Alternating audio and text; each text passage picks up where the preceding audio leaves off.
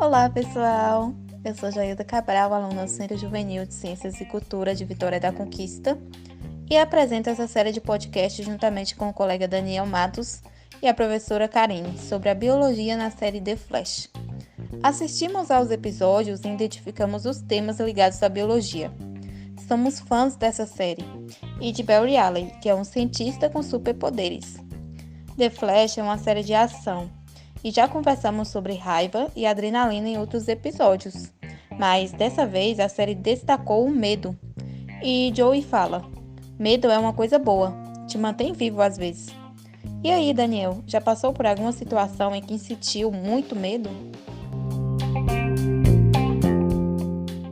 Várias vezes, quando era mais novo, gostava de sair com amigos para ir em lugares que diziam ser mal assombrados, fora o medo de quebrar alguma coisa e tomar uma bronca da mãe, né? Temos orgulho de ser corajosos, mas sem o sentimento de autopreservação, os humanos não sobrevivem. Funciona como um mecanismo de sobrevivência natural. Como vimos no curso cientificamente, em uma das situações de medo, aciona o mecanismo lutar, fugir, congelar, rapidamente para reagirmos ao perigo em questão de segundos. E você, Karine, já passou por alguma situação de medo? Pupilas dilatadas, mãos suadas, sensação de frio na barriga. Essas são manifestações orgânicas típicas de medo. Emoção que, apesar de rejeitada e associada à covardia, tem uma importância evolutiva que salvou nossa espécie da extinção. Mas os medos dos nossos antepassados são diferentes do nosso tempo atual. Eu já passei por algumas situações de medo, sim. O maior foi de um assalto. 2 homens de moto me abordaram com uma arma e levaram minha bolsa com meus pertences. No momento, meu cérebro me fez congelar e entregar a bolsa. Somos orientados a fazer isso pela polícia. Arma transmite muito medo. É um objeto feito para matar. Meu cérebro marcou tanto esse momento que quando escuto o barulho de moto, imediatamente fico alerta. E quando vejo 2 homens na moto, meu corpo todo revive aquela situação. É muito medo mesmo. Nossa, Kari, já o medo que eu tive não foi de algo tão intenso assim. O único que me veio em mente agora foi em 2016, no sexto ano do ensino fundamental, e eu era péssima em geometria. Fiquei com medo de ser reprovada, e isso me assustou o ano inteiro. Mas que bom que não aconteceu, né? Nunca fui reprovada. E hoje me encontro no segundo ano do ensino médio. Ainda sobre essa emoção, Ed é incriminado em atirar em policiais e fica com muito medo de ser condenado injustamente. E Barry, como um CSI, faz um exame de resíduo de disparo de armas de fogo. Na série ele fala teste de resíduos e detecta que não há presença de chumbo, bário e amônia nas mãos dele, o que pode ser usado como uma prova de inocência de Ed. Daniel, como o CSI faz essa análise na vida real? Os resíduos de tiro são produzidos em todo crime em que tenha ocorrido um disparo de arma de fogo. Representam um conjunto complexo de compostos orgânicos e inorgânicos, ou seja, elementos metálicos oriundos do cano, o ferro, do estojo, cobre, zinco e níquel, do projétil, chumbo e antimônio, do iniciador, chumbo, bário e antimônio, e da pólvora orgânicos. Porém, não pode ser detectado a olho nu e, portanto, necessita de técnicas de laboratório para sua revelação. Esses resíduos de tiro, quando presentes nas mãos, apresentam um tempo de vida curto. Dessa forma, para coletar precisa ser feita o mais rápido possível para não comprometer o andamento das investigações. A coleta dos resíduos dos disparos é realizada pela polícia técnico-científica nas seguintes regiões da mão do atirador: a palma, o dorso e a região palmar, a pinça palmar e a dorsal, pinça dorsal, dos dedos polegar e indicador. Utilizam-se cotonetes em uma solução diluída de EDTA, um tipo de ácido, a 2% ou outra solução complexante por um período de 2 minutos. Após esse período, esses cotonetes são esfregados nas 4 regiões distintas da mão do possível atirador por 1 minuto. As extremidades dos cotonetes são armazenadas em tubos devidamente identificados e então levados ao laboratório para que possam ser analisados. Se você tem interesse nessa área, o nome da área é Estudo Balística Forense.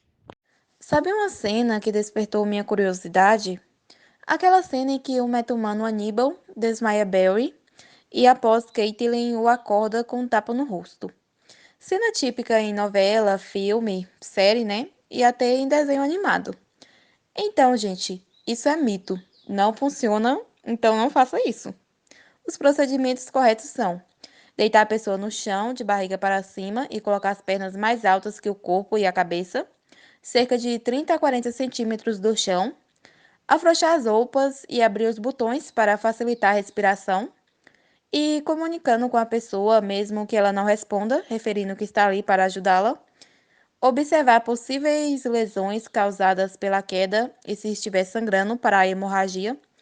E depois de recuperado o desmaio, pode ser dado uma saqueta de açúcar de 5 gramas diretamente na boca por baixo da língua. E o que você não deve fazer é dar água ou comida, pois pode provocar asfixia. Não oferecer cloro, álcool ou qualquer produto com cheiro forte para respirar. Não sacudir a vítima, pois pode ter ocorrido alguma fratura e piorar a situação. E não bater no rosto da pessoa também, ok? Entenda, o desmaio é uma defesa do organismo. É basicamente uma reação imediata de nosso corpo quando falta oxigênio no cérebro. Legal, Joy. É uma cena cômica. Ótimo esclarecimento. É Gideon, uma inteligência artificial evoluidíssima, que já apareceu em vários episódios da série The Flash. Mas nesse episódio, resolvemos conversar um pouco sobre ela. Não temos uma tecnologia desse nível, que consegue ver o futuro e o passado e conhece todas as áreas possíveis da humanidade. Porém, sim, algumas inteligências artificiais avançadas, entre elas a Alexa. A Alexa é um assistente virtual da Amazon que chegou no Brasil em outubro de 2019. Ela é uma assistente conversacional, ou seja, conversa e interage na execução de algumas tarefas, sobretudo aquelas ligadas a alguns dos mais populares aplicativos atuais. Essa assistente virtual pode configurar alarmes, falar sobre a previsão do tempo ou executar uma playlist. Além disso, como já dito, a Alexa pode interagir com Smart TVs, geladeiras, entre outros dispositivos inteligentes, como lâmpadas inteligentes, controles remotos e interruptores. A casa e a rotina podem ficar muito mais práticas. Pergunte para a Alexa. Confira 9 funções das diversas que a Alexa pode fazer. 1. Fazer uma chamada com acesso a seus contatos. Você pode dar um comando de voz para que ela faça uma ligação. 2. Organizar a agenda. 3. Saber as principais notícias do dia, do Brasil e do mundo. Também é possível escolher a preferência por assuntos, política e economia, por exemplo. E até veículos de comunicação, como a Folha de São Paulo e o G1 Globo, e etc. Escolher uma música ou filme, pedir um Uber, pedir uma refeição no iFood, ajudar nas tarefas, ter informações sobre o trânsito e fazer faxina, caso a sua casa também conte com um iRobot ou similar. É possível controlá-lo por comando de voz via Alexa, mesmo que você estiver fora de casa.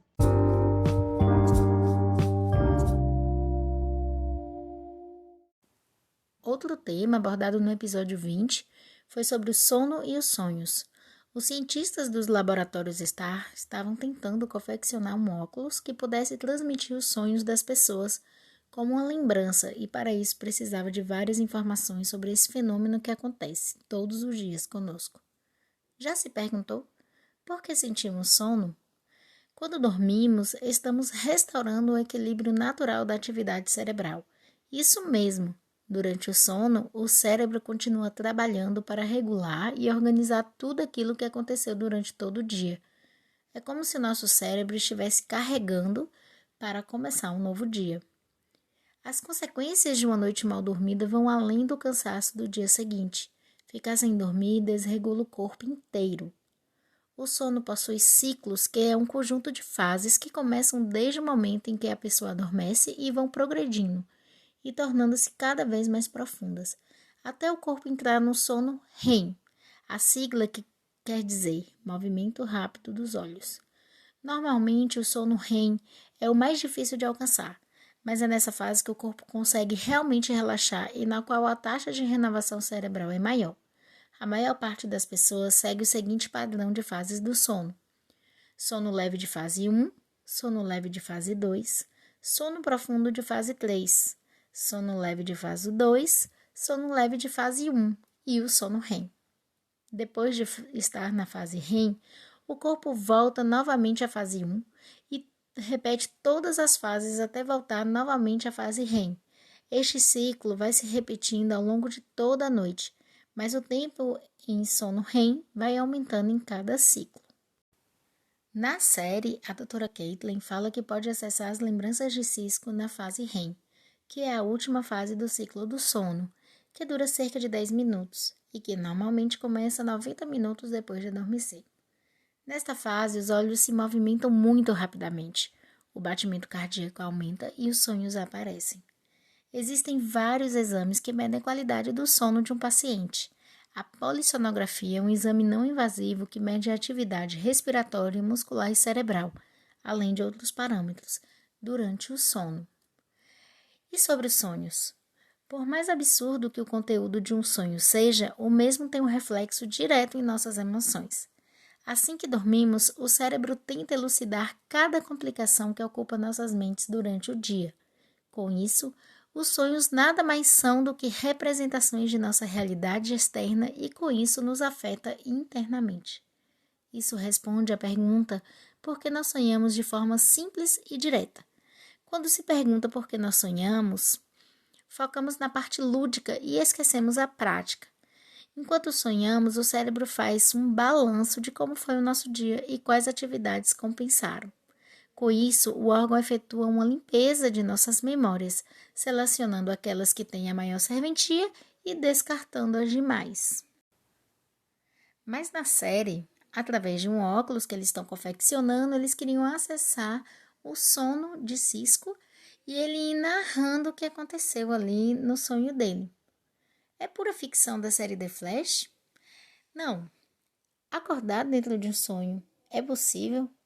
Na própria série, o Dr. Wells cita a terapia do sonho lúdico e a gente ficou curioso e foi pesquisar melhor sobre isso. E não é que existe mesmo? Tô chocada. A capacidade de sonhar consciente do sonho existe e é utilizada em estresses pós-traumáticos, assim como o Dr. Wells citou lá na série. Ajudar as pessoas a enfrentar seus medos e algumas pessoas mais interessadas gostam de ter essa consciência. Eu quero acordar no meu sonho e ter a sensação de estar voando. Pensando aqui, eu já sonhei com uma cobra e dormi de novo depois para matar ela e tive consciência disso. Fiz isso conscientemente e dormindo. Nossa! Tenta lembrar aí, pessoal. Já passou por essa experiência antes? Outra fala interessante também na confecção desse óculos é que o Dr. Wells relaciona o momento do sonho com atividades elétricas no cérebro. Não, eu fico impressionada com a quantidade de informação dessa série. O Dr. Wells fala, abre aspas, quando sonhamos, o mesencéfalo acende com atividade elétrica, enquanto o córtex pré-frontal permanece inativo. Se encontrarmos uma maneira de achar as duas partes ativas, é só encontrar uma frequência que vai estimular a fala e o sonhador poderia descrever a fala. Eu colocaria uma frequência de 45 Hz para começar. Fecha aspas. Nosso flash reverso é muito inteligente. No cérebro, a somatória da atividade elétrica de milhões de neurônios, principalmente no córtex, podem ser observadas no eletroencefalograma, um aparelho que registra a atividade elétrica das células do cérebro durante os diversos estados em que se encontra uma pessoa, desde a vigília até o sono profundo. Já conversamos em outros episódios que as células têm impulsos elétricos. As células nervosas apresentam diferenças de potencial elétrico em relação ao líquido em que está mergulhada. Potencial de ação refere-se a uma breve flutuação de cargas elétricas na membrana do neurônio, causada pela rápida abertura e fechamento de canais iônicos, dependendo de voltagem, que são os fluxos de íons. Estuda potencial impulso elétrico dos neurônios para entender isso melhor. Potenciais de ação percorrem como ondas os axônios dos neurônios para transferir informação de um lugar ao outro no sistema nervoso. Uma onda pode ser de alta ou baixa amplitude, voltagem, e alta ou baixa frequência, regularidade. Tem mostrado que os sonhos lúcidos são acompanhados pelo aumento da sincronia de fase e da elevada atividade específica de frequência na faixa mais baixa de gama, em torno de 40 Hz. A série é tão precisa que Dr. Wells utiliza o software Neural Map para mostrar a imagem do cérebro enquanto fala, uma cena de cerca de 3 segundos. Eu fiquei impressionada. A série tem muita ficção, mas ela se baseia na ciência da vida real para justificar seus acontecimentos. Pode ser para ficar o mais real possível ou para intrigar mais ainda o público nerd que fica pesquisando se aquilo é real ou não, que nem a gente aqui desse programa de podcast. Muitos filmes e séries têm explorado esse tema de acordar durante os sonhos. Esse assunto é bem complexo e bem legal também. Eu prometo fazer um programa de podcast exclusivo do Cientificamente sobre sono e sonhos. Fique ligado aqui no canal Biologia Criativa. Já que mencionamos sonhos, vamos fazer um trocadilho com o significado dessa palavra, que pode ser relacionada a desejos.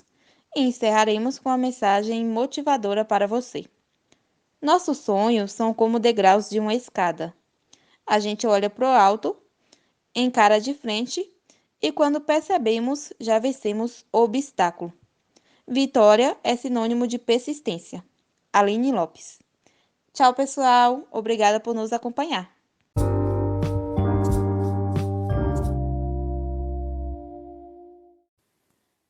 Para finalizar esse episódio, eu gostaria de fazer uma pergunta, uma reflexão aos professores que nos escutam.